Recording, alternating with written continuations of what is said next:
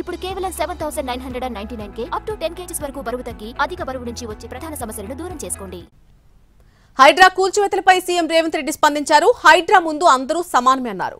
మల్లారెడ్డి, పల్లా, మర్రి Rajasekhara Reddy, MIM, Congress నేతలు ఎవరైనా సరే హైడ్రాకు ఒక్కటే అని మీడియాతో జరిగినటువంటి చిట్చాట్లో చెప్పారు. అక్రమ నిర్మాణాలు చేసిన వారిని బీఆర్ఎస్ సస్పెండ్ చేయాలన్న సీఎం రేవంత్ రెడ్డి అక్రమ నిర్మాణాలపై అవసరమైతే ప్రజా కోర్టు పెడదామని అన్నారు.